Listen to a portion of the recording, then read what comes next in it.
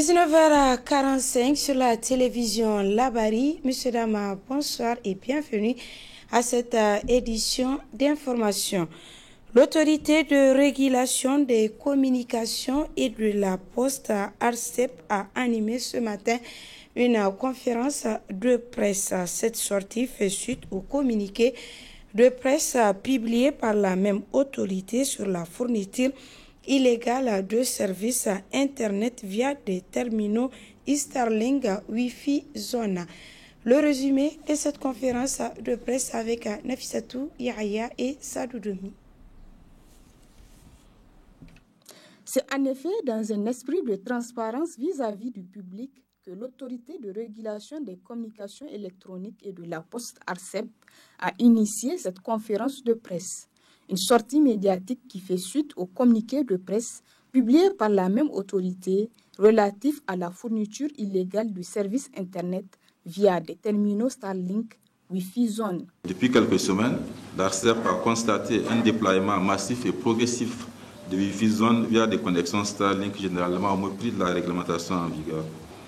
En plus d'opérer en contradiction avec les tests réglementaires, ces Wi-Fi Zones sont souvent source d'atteinte à l'ordre public. En attestent plusieurs plaintes reçues par l'État, par l'ARCEP pour cet objet. C'est pourquoi l'ARCEP a jugé utile de publier un communiqué visant à rappeler au public les règles et procédures en vigueur, mais aussi d'ouvrir la porte à la régularisation suivant une démarche pédagogique en vue d'accompagner les intéressés dans leurs formalités. En effet, les déploiements constatés s'exercent à travers la revente de services Internet sur des domaines privés ou d'accès à Internet via des liaisons radioélectriques qui empruntent le domaine public. Pourtant, des procédures d'autorisation existent pour l'un ou l'autre cas pour tout acteur souhaitant offrir légalement les services énumérés. Ces procédures sont simples, accessibles et visent à protéger à la fois les investisseurs, les usagers et l'intérêt public. Pour le premier cas, c'est-à-dire la revente en domaine privé, la réglementation requiert une simple déclaration auprès de l'ARCEP, nécessitant le paiement des frais d'étude de dossier de 59 500 francs CFA, toutes taxes comprises, et 5 000 francs CFA de redevance annuelle. Pour le second cas, qui consiste à utiliser des fréquences dans le domaine public, en vue d'offrir l'accès à Internet, la loi oblige l'obtention d'une licence avec une procédure assouplie qui ne nécessite pas d'appel d'offres. La fixation de la contrepartie financière relève des compétences du gouvernement qui, par le passé, a perçu un montant de 5 millions de francs CFA pour cette catégorie de licences. Il convient de préciser tout de même que les personnes abonnées à Starlink et qui utilisent leur connexion pour des usages privés ne sont pas concernées par ce communiqué. Plusieurs questions en lien avec ces mesures réglementaires et d'accompagnement ont été posées par le public. C'est pourquoi l'ARCEP a rassuré que notre objectif n'est pas de freiner l'initiative privée ni de bloquer l'innovation. Bien au contraire, nous encourageons le développement des services d'accès à Internet dans le respect des règles pour garantir l'équité, la sécurité et la qualité de service pour tous. En outre, l'ARCEP reste disposée en cas de nécessité à proroger le délai d'un mois accordé au public pour se régulariser. Pour ainsi garantir un écosystème ordonné, sécurisé, équitable et durable pour tous les acteurs de ce secteur, l'ARCEP s'engage à assister tous ceux qui désirent s'inscrire dans le respect du cadre réglementaire en vigueur par la mise en place d'un guichet spécial dédié pour faire comprendre les procédures au public. Des campagnes de sensibilisation dans toutes les régions du Niger sont aussi prévues par l'ARCEP à cet effet pour expliquer davantage aux fournisseurs des services Internet Wi-Fi Zone et les consommateurs sur le bien fondé de cette décision. Cette décision donc de l'autorité en charge de télécommunications n'est guère appréciée par les utilisateurs du Wi-Fi de Starlink. C'est ce qui ressort de ce reportage de Ismaël Moumouni Moussa sous les images de Ibrahim Abdou. Les revendeurs illégaux d'Internet via les terminaux satellitaires Starlink s'exposent à de lourdes sanctions pénales allant jusqu'à la prison et des amendes astronomiques selon l'autorité de régulation du secteur des télécommunications au Niger. Une décision qui est boudée par les utilisateurs qui sont les mêmes abonnés de ces compagnies téléphoniques mobiles car avec 100 francs CFA ils peuvent surfer des heures et à haut débit via le Wi-Fi. L'utilisation des Starlink est 1000 fois meilleure que ceux des réseaux téléphoniques parce que c'est très rapide, la connexion est très rapide quand même. Et ça me permet de par exemple, de télécharger des films rapidement et ça me coûte franchement moins cher par rapport au réseau téléphonique. Dû à l'efficacité du réseau et il y a aussi les moindres coûts. Imaginez-vous, à distance, j'arrive à connecter mon ordinateur grâce à ça. Imagine, c'est un avantage pour nous. Donc je remercie vraiment la société, même l'entreprise Starlink de nous a apporté ce truc-là. Vraiment, c'est un truc vraiment merveilleux. Prestations, tout en réduisant les coûts, leurs abonnés jurent de rester fidèles au Wi-Fi de Starlink. Vraiment, c'est de réduire vraiment leur prix, leur coût d'Internet. Vraiment, si cela est fait, vraiment, nous tous nous voulons vraiment se connecter au réseau parce que ce sont des entreprises vraiment qui contribuent à l'économie de notre pays. Vraiment, c'est un atout. S'ils arrivent à réduire leur coût, vraiment, nous, on sera ravis de se connecter à nouveau aussi.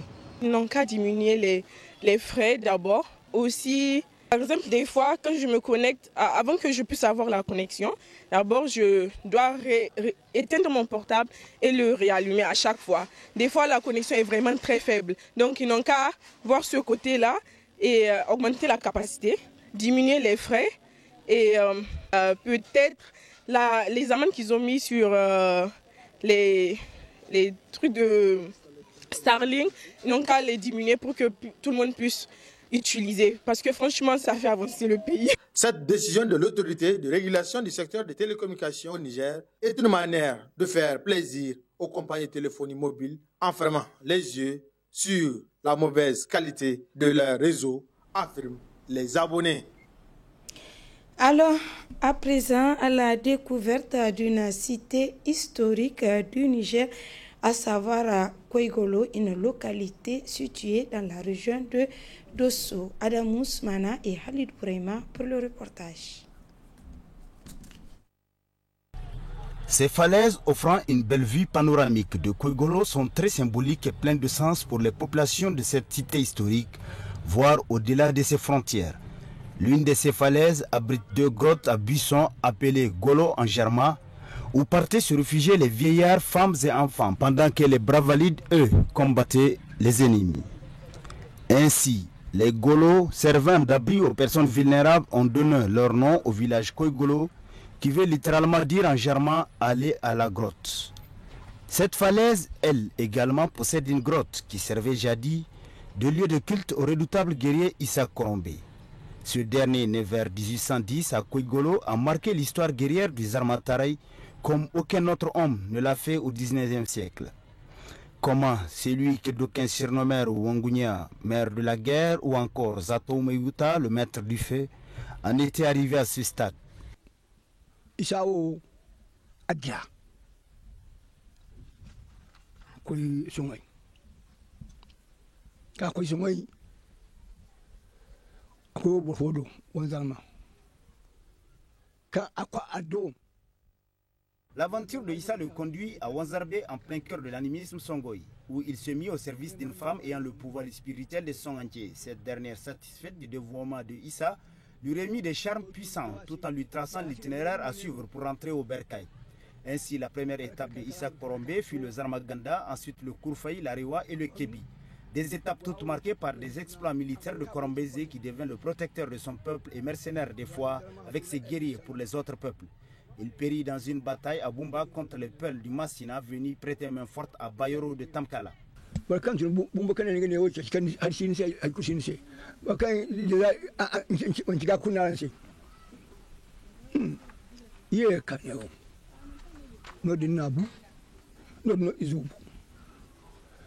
À la mort de Korombézé Issa Moudi, ses compagnons et autres progénitures ont poursuivi ses actions à la tête de Koigolo jusqu'à l'arrivée des colons.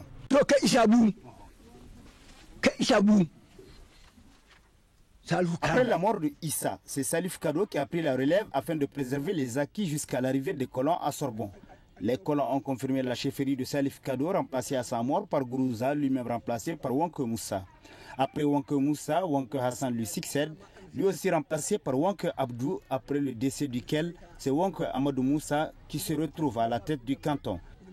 Quant au village de Koigolo, son premier chef reconnu par l'administration coloniale fut Maïgari Aruna, qui est le grand-père de l'actuel chef Amadou Garba Dizazi.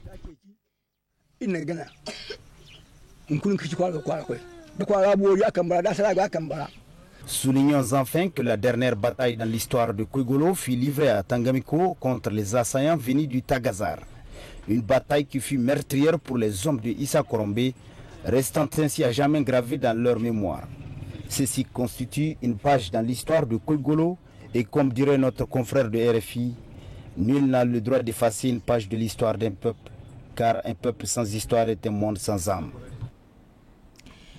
Un mot de santé donc dans cette édition et c'est pour parler d'une maladie, à savoir la lèpre. Comment se manifeste-t-elle et comment la prévenir? Élément de réponse dans ce reportage signé Sakinatou Sadougazibou. La lèpre, une maladie ancienne et souvent méconnue, continue d'affecter des milliers de personnes dans le monde. La lèpre, c'est une maladie infectieuse causée par des microbes. Un microbe qu'on appelle le Mycobacterium lépré ou le bacille de Hansen. Ce bacille a été découvert en 1873 par un médecin norvégien appelé Armorer Hansen, d'où le nom de la maladie de Hansen. C'est une maladie contagieuse qui est endémique, c'est-à-dire qui sévit particulièrement dans tous les pays du monde et pour lesquels les pays ont créé des programmes nationaux de lutte pour cette élimination d'ici 2030. Bien que guérissable, elle reste un défi en raison de la stigmatisation et du manque d'information. Aujourd'hui, nous sommes dans un système d'intégration des maladies. Le ministère de la Santé publique a proposé la lutte contre 14 maladies tropicales négligées au Niger, dont il y a 5 maladies tropicales négligées à manifestation cutanée qui doivent être traitées en même temps avec la lèpre. Vous avez les mycétomes, vous avez les leishmanioses cutanées, vous avez le pian, vous avez la gale. Donc en plus de la lèpre, ça va nous faire aujourd'hui 5 maladies tropicales négligées que nous devrons gérer concomitamment avec la lèpre et avec les autres dermatoses mineures. Comment donc éviter cette maladie? Faire attention aux signes de la lèpre qui peuvent être cutanés ou bien neurologiques. En présence de ces signes-là, c'est-à-dire la tache rouge parfois insensible, où il faut très vite faire recours au niveau des formations sanitaires pour pouvoir se faire dépister et traiter avant que l'on ne tombe dans les séquelles. C'est que la lèpre, ce n'est qu'une maladie, n'est-ce pas? Ce n'est pas un mauvais sort qui fait ça, ce n'est pas parce que tu as juré sur le Coran ou autre qui fait que tu as la lèpre, non, loin de ça. La lèpre, c'est une infection. Une infection est liée à l'environnement. Hein? Les microbes qui sont dans notre environnement, tu peux faire un palu, c'est une infection. Tu peux faire une infection pulmonaire, c'est une tuberculose. Donc ça, c'est les modes de contamination. Il faudrait essayer de faire recours aux formations de sanitaires et de laisser les préjugés qui ne vont servir à rien. Avec un traitement accessible et gratuit, il est possible de guérir de la lèpre. Mais pour y parvenir, l'information et la sensibilisation des populations restent essentielles. La lèpre n'est pas une fatalité, elle peut être vaincue avec la bonne prise en charge. Le téléphone portable est un compagnon indispensable du quotidien, y compris dans la vie du couple. Outil de communication, de divertissement, mais aussi source de conflits. Le portable s'invite dans l'intimité du mariage entre risque d'éloignement et divorce. C'est le dossier du jour signé notre stagiaire de l'ESCOM plutôt, Nadia Hassan et Ibrahima Abdou. Très bonne réception et au revoir. Le téléphone portable est devenu un outil incontournable, presque un prolongement de nous-mêmes. Rester en contact avec nos proches, accéder à l'information en un clic. Mais derrière cette apparence facilitée se cachent aussi des défis et des tensions au sein des foyers. On a constaté qu'il est en train d'agir dans la distance qui est réelle pour la réduire, nous rapprocher autrement. Mais en même temps, si on doit regarder, scruter de très près dans la cellule familiale, on a comme l'impression qu'il augmente la distance, qu'il sépare le couple. Alors que vous êtes dans le même salon, chacun est câblé sur son portable. Donc il est en communication avec le monde extérieur.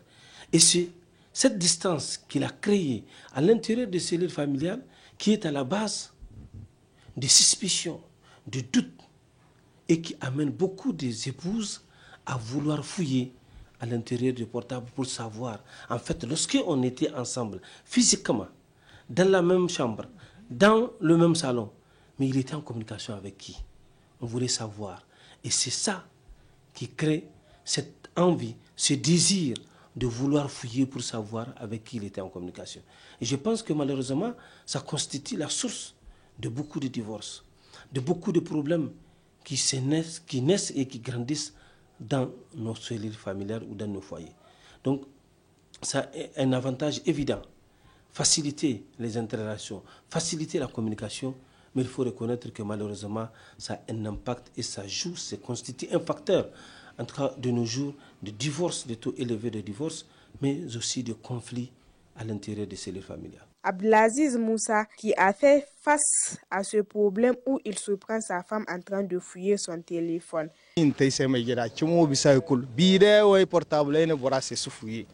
Ane kadenga mafuya ene ni bina ga sarafa ana sai gona wallahi man te 30 seconda goyi ana sai fulani bani man ta hay kullu ana sai ke sai da hankarno ana sai wallahi man ta hay kullu me halon ko na ingandir ko ga murai wai sibe ay kan ana ne singini tusu ene ni tusu ay mon fam inde telephone ana wallahi ngini tusu ma ngi bina sara ane so ay no gon talu wonni aman sala ane me dimma ne fuya aske ne ga bunga bai akan ga telephone wara balle nim dinim sikaiga aine to ne fu yan ga musu badainin fu ya problem musu bam an ga ir ko seru we mai mori telephone em digi sone kar appel million bora mori telephone dir ka irgi dira appel ay kul kanno ir bon wonno ara wana da go sone wallahi ir basinda ir ko mir kul fahamandi ir ko mi no sur ir ko mir mo no sur kango gi jede ir ko ma ir murade. Fouiller le téléphone de son mari signifie le non-confiance est formellement interdit par la religion islamique,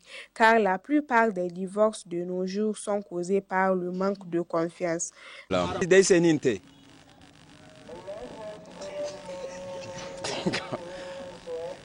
Wallahi ni ma ni ne hanu fisbillahi akwai ngai kwara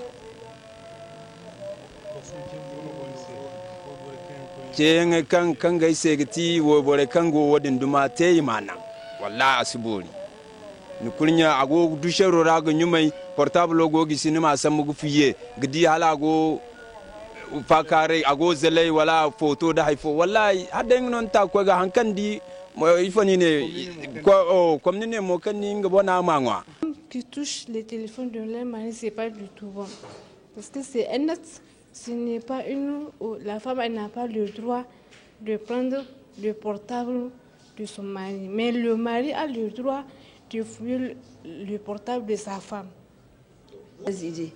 La femme n'a pas le droit de toucher le téléphone de son mari. Et c'est sa vie privée. Lui, il peut prendre ton téléphone pour fouiller, mais toi, tu n'as pas le droit. Et le problème vient parfois des hommes. Parce que dès que tu commences à cacher certaines choses à ta femme, au début, tu ne caches pas ton téléphone. Mais dès que tu commences à cacher ton téléphone ou à sortir pour aller décrocher, à faire des messages nocturnes, là, elle va se faire une idée. Directement, elle va aller prendre le téléphone pour dire il faut que je sache ce qui se passe. Et c'est un problème. Fouiller le téléphone de son conjoint, c'est ouvrir la porte à la méfiance et fermer celle du respect et rappelle l'utilisateur d'être responsable. Surat al-Hujurat, Allah a évoqué un verset et dit que wala tajassasu wala yaghtab ba'dukum ba'da. Ne fouillez pas dans une affaire qui n'est pas aussi claire. C'est-à-dire, vous pensez que ça là c'est ça, il ne faut pas aller. Sinon, ce que vous allez découvrir là, vous allez le regretter. Donc il y a une interdiction formelle du Coran. Tant que vous n'avez pas de preuves tangibles face à une affaire, il ne faut pas aller vers la fille. Et surtout, je ne le dis pas, il ne faut pas que les femmes disent que non, on dit qu'on est inscrit dans une logique de subordination totale. Non. On dit que le mariage, c'est vrai, donc moi je parle dans le cadre de l'islam. Je parle dans le cadre de ça. Donc la femme, elle encourt vraiment un grand risque, le fait d'aller vers le portable de son mari. Pour éviter des désagréments dans le foyer dus au téléphone portable, le sociologue donne ce conseil. Il y a 2 éléments sur lesquels on doit agir pour que le portable puisse être plus profitable et rentable, en tout cas dans la vie du couple. Le premier élément, c'est de se faire violence, que ce soit l'homme ou la femme, éviter de fouiller le portable de l'autre. Ça, c'est vraiment une violence qu'il faudrait se faire. C'est vrai, ça fait mal. Lorsqu'on est ensemble et qu'on constate qu'il est en contact avec quelqu'un d'autre dont on ignore, eh bien, ça peut créer des psychoses. Mais moi, je me dis, lorsqu'on s'est fait un minimum de confiance, on se donne un minimum de confiance, il ne faut pas aller chercher au-delà. Parce que comme disait quelqu'un, même le lait qui paraît clair, à force de vouloir sculpter de très près, vous risquerez de trouver des poils noirs dedans. Donc c'est pourquoi il faut avoir ce minimum de confiance et éviter d'aller loin et chercher dans le portable de son conjoint. Ça, c'est le premier élément. Le deuxième élément, c'est l'autre discipline également qu'on doit se mettre. Parce qu'il faut savoir qu'à chaque chose, un temps. Le portable doit avoir un temps. À partir du moment, peut-être, vous pouvez vous décider qu'à partir de 21h ou à partir de 18h ou à partir de 19h, il n'y aura plus de portable à la maison, sauf en cas d'urgence. Là, vous vous disciplinez et vous allez voir que vous aurez ce temps-là que vous devrez accorder à votre conjoint ou à votre conjointe. À force de chercher des preuves de trahison, certains couples finissent par se blesser. Dans un couple, ce n'est pas toujours la vérité du téléphone qui détruit, mais le poison du doute. Et s'il n'y a plus de confiance dans un foyer, alors la rupture n'est pas loin.